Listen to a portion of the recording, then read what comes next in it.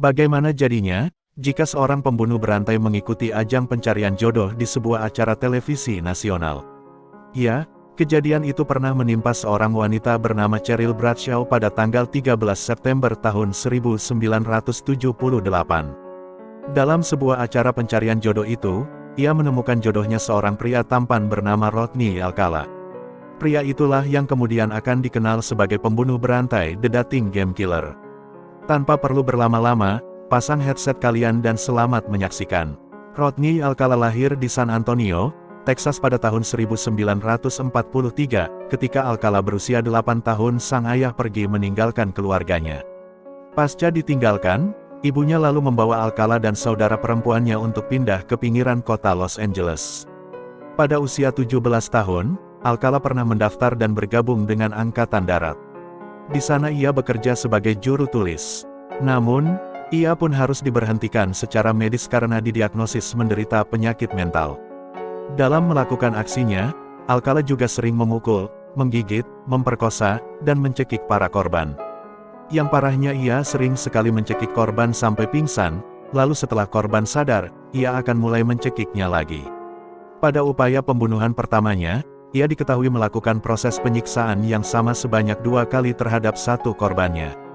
Korban pertamanya itu adalah Tali Shapiro, seorang gadis berusia 8 tahun yang ia bujuk ke apartemennya di Hollywood pada tahun 1968. Shapiro nyaris tidak selamat dari pemerkosaan dan pemukulan itu. Untungnya, ia dapat diselamatkan oleh seorang pejalan kaki yang telah melapor ke polisi tentang percobaan aksi penculikan. Alcala yang saat itu melarikan diri dari apartemennya, ia pun akhirnya menjadi buronan selama bertahun-tahun. Ia diketahui pernah pindah ke New York dan menggunakan nama lain alias John Berger untuk mendaftar di sekolah film di Universitas New York. Pada tahun 1971 ia pun tertangkap karena ada seseorang yang mengetahui bahwa Alcala adalah seorang buronan kasus pemerkosaan dan percobaan pembunuhan Tali Shapiro. Tetapi ia hanya diberi hukuman 3 tahun penjara atas tuduhan penyerangan saja. Setelah menghabiskan 3 tahun di balik jeruji besi, ia pun kembali masuk ke penjara selama 2 tahun karena menyerang seorang gadis berusia 13 tahun. Setelah bebas, polisi melonggarkan pengawasannya terhadap Alcala yang saat itu masih dalam masa percobaan. Pihak berwenang rupanya membiarkan Alcala melakukan perjalanan ke New York untuk mengunjungi saudaranya. Dalam waktu 7 hari tanpa pengawasan, ia diketahui telah membunuh seorang mahasiswi bernama Elaine Hofer. Setelah kejadian tersebut, entah bagaimana kemudian ia mendapat pekerjaan di Los Angeles Times sebagai typesetter pada tahun 1978, dengan nama aslinya. Semenjak saat itu, ia kemudian menjalani kehidupan gandanya sebagai seorang yang berprofesi sebagai typesetter di siang hari, dan pada malam hari ia menjadi seorang pembunuh. Seperti para pencari jodoh pada umumnya, Alcala juga mendaftarkan dirinya secara pribadi sebagai kontestan dalam acara The Dating Game. Walau tidak jelas apa tujuan Alcala mengikuti acara ini, namun hal itulah yang membuatnya menyandang gelar The Dating Game Killer.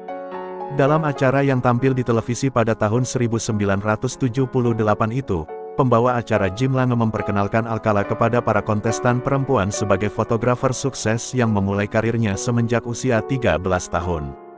Ia adalah lelaki dewasa yang suka berpetualang, dan di masa senggangnya, ia memiliki hobi touring dan terjun payung.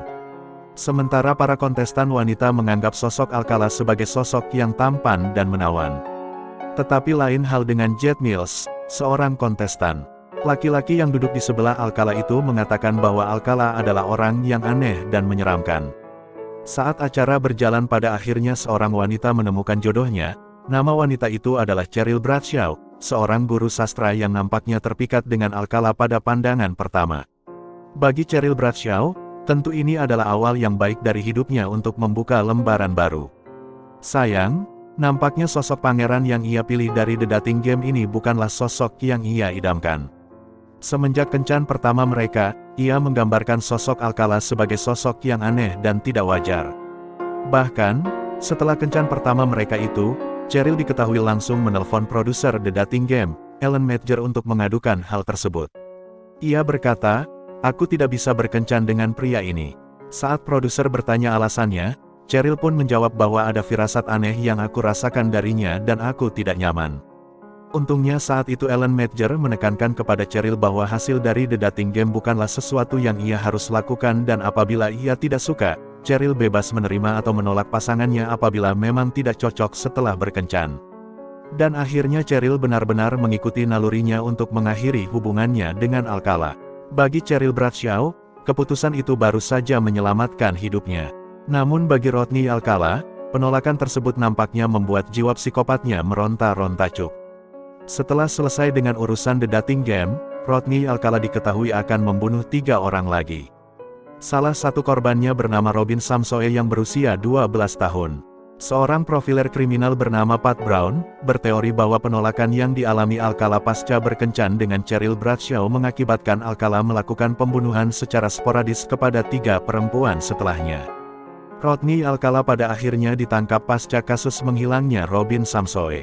Menurut pengakuan teman-teman Robin, mereka mengatakan bahwa ada orang asing yang mendekati mereka saat mereka berada di pantai dan orang tidak dikenal itu menawarkan sesi pemotretan.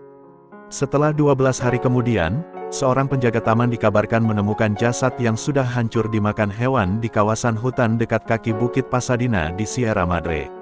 Setelah dilakukan pemeriksaan dan dikonfirmasi bahwa jasad tersebut benar milik Robin Samsoe.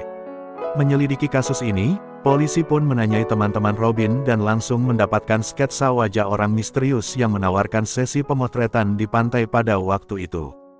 Karena sketsa pelaku memiliki kemiripan dengan wajah Alcala yang memang sudah pernah ada di catatan kepolisian, polisi pun langsung melakukan penyelidikan lanjutan. Akhirnya saat polisi menemukan anting-anting Robin di loker penyimpanan milik Alcala di Seattle, polisi yakin bahwa Alcala adalah pelakunya. Dan dengan bukti itu, Rodney Alcala pun ditangkap.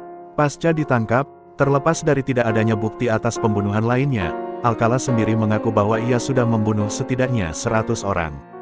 Dalam 2 kali persidangan, juri dan keluarga korban selalu mengincar hasil hukuman mati untuk Alcala.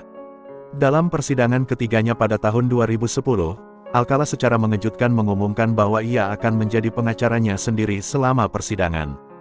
Dan ya, itu adalah sidang yang sangat aneh.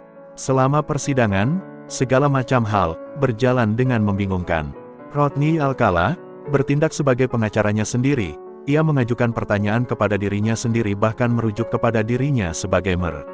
Alcala, sesi tanya jawab yang aneh itu berlangsung selama 5 jam, ia mengatakan kepada juri bahwa ia berada di Knott's Berry Farm pada saat pembunuhan Robin, dan ia berpura-pura bodoh atas tuduhan lainnya, dan menggunakan lagu Arlo Guthrie sebagai bagian dari argumen penutupnya. Alcala juga menggunakan alasan tidak ingat untuk menghindari tuduhan atas pembunuhan yang ia lakukan. Psikolog bernama Richard Rappaport menawarkan penjelasan bahwa amnesia Alcala dapat dijelaskan dengan gangguan kepribadian yang ia alami. Namun, terlepas dari usahanya itu, Alcala tetap dinyatakan bersalah atas 4 tuduhan pembunuhan yang didukung bukti tes DNA.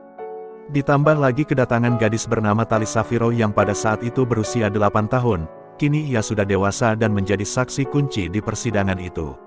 Pada akhirnya, pengadilan pun menjatuhkan vonis mati kepada Alcala. Entah bagaimana hukuman mati itu tidak pernah terwujud karena Rodney Alcala diketahui meninggal di usianya yang ke-77 tahun pada tanggal 24 Juli tahun 2021. Gimana nih menurut kalian tentang kisah ini? Silahkan kalian komen di bawah. Terima kasih telah menonton video ini, jangan lupa subscribe dan sampai ketemu di video lainnya.